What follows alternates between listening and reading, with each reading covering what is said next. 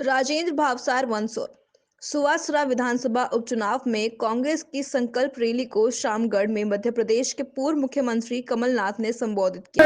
आशीर्वाद देना शामगढ़ की तरह पे आप सबको पता है कि हमारे बीच का पूर्व विधायक जो इस सुवासरा की एक जनता का मान सम्मान और स्वाभिमान बेंगलोर की 5 सितारा होटल में एक करके नीलाम करके आ गया और नीलाम करने के बाद इस लोकतंत्र के मंदिर में फिर वापस इस क्षेत्र को गुमराह करने के लिए आपके बीच में आ गए।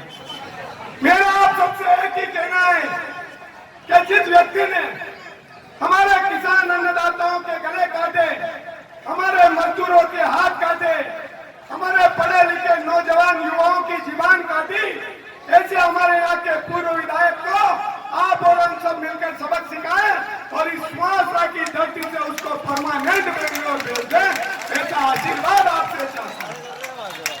आप सबको पता है कि आज से ठीक 20 महापूर्व चुनाव हुए थे।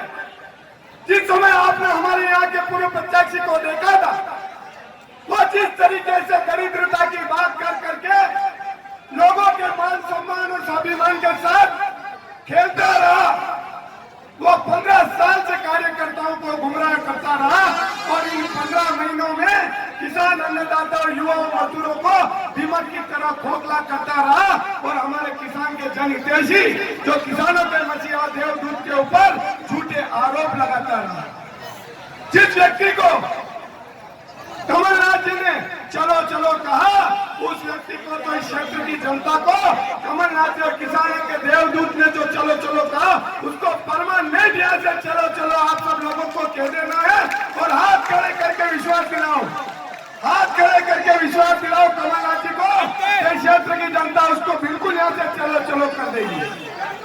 मेरा आप सबसे एक ही निवेदन है कि जो व्यक्ति इस क्षेत्र के मतदाता किसान बंधु और आशीर्वाद उनका सम्मान बेंगलोर के बड़े बाजार में बेच देता है, उस व्यक्ति को किसान अन्नदाता मजदूर और व्यापारी भाइयों के पास जाने का कोई हक ही नहीं बनता। इस क्षेत्र की जनता बड़ी जागरूक है, इन्होंने हमेशा सत्य का साथ दिया।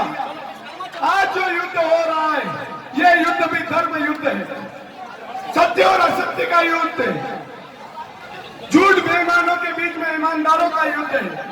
मेरा तो आप सबसे एक ही निवेदन है कि इस क्षेत्र की जनता ने, किसान अन्नदाताओं ने हमेशा सत्य का साथ दिया और मुझे विश्वास है कि इस बार इस किसान के बेटे को भी इस क्षेत्र की जनता आशीर्वाद देगी और विधानसभा में भेजेगी और कमलनाथ जी की सरकार बनवाएगी। और मैं आपको विश्वास दिलाता हूं कि इस सुवासरा क्षेत्र की एक एक जनता का, एक एक आशीर्वाद दाता का, एक एक माता बहने की मान सम्मान और स्वाभिमान की लड़ाई सड़क से लेकर सदन तक लड़ूंगा और मैं आपको विश्वास दिलाता हूं कि आपके हर सुख दुख में आपके साथ और आपके बीच में आपका भाई बेटा और भतीजा बनकर काम करूंगा। आप जहां जिस समय मुझे याद करोगे, मैं हर समय आपके बीच में पहुंचूंगा और इस क्षेत्र की जो भी समस्याएं हैं उन समस्याओं के लिए मैं हमेशा तत्पर रहूंगा।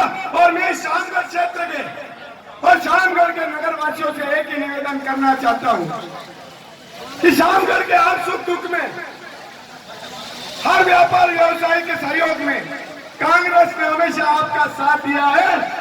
आज आप सबसे निवेदन करने आया हूं मैं कि आप सब लोग भी शामगढ़ के सारे नगर के व्यापारी व्यवसायी और हमारे काम करने वाले भाई इस किसान के बेटे का साथ है और किसान के बेटे का साथ देके इस मध्य प्रदेश में वापस खुशहाली लाइए और हम विश्वास दिला रहे हैं। आदरणीय बुजुर्गों, माताओं, बहनों और अति उत्साहित नौजवानों, आप सबका सबसे पहले बहुत बहुत धन्यवाद। आपने यहाँ आकर कांग्रेस का मान सम्मान बढ़ाया, मुझे बल और शक्ति दी।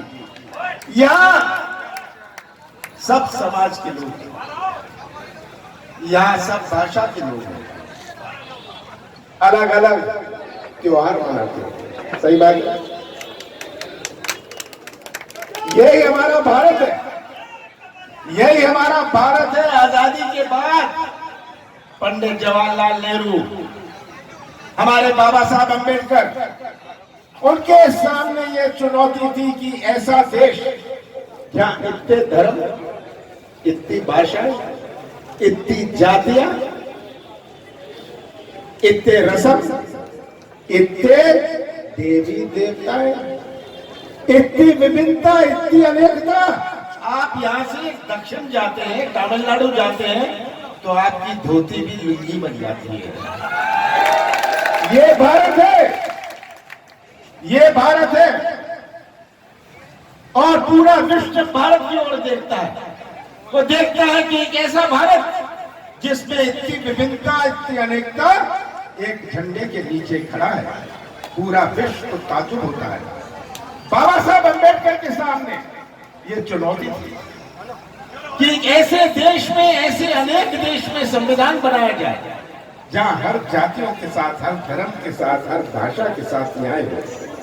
बाबा साहब अंबेडकर ने हमारे देश को संविधान, एक ऐसा संविधान दिया जो देश पूरे विश्व में इसका सम्मान होता है कि एक ऐसा संविधान है जहां हम सबको समेट के रखते हैं।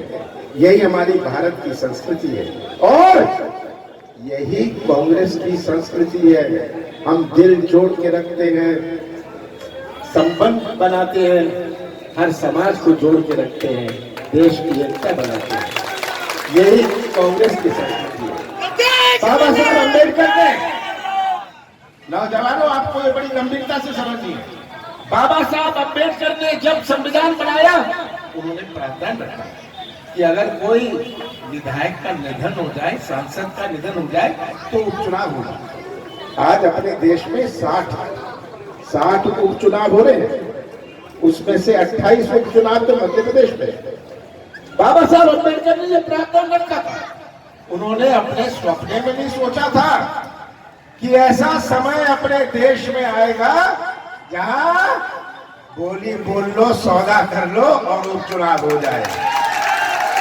बाबा साहब अंबेडकर ने नहीं सोचा था कि ये सौदे की राजनीति, अनैतिक राजनीति, ऐसे बोली बोलने की राजनीति अपने देश में कभी हो सकती है। कितना कलंकित हुआ हमारा मध्य प्रदेश, हमारा मंच और हमारा सुहासना कलंकित हुआ कि ये तो यहाँ बिकाऊ है, सौदा कर लो, बोली बोल लो, सरकार बना लो, और अब तो इसके बाद तो पंचायत चुनाव की भी जरूरत नहीं है। गांव में बोली बोल लेना, सरपंच चुन लेना।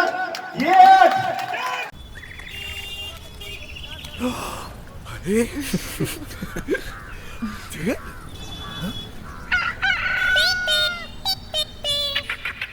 नए updates her minute on daily Hunt.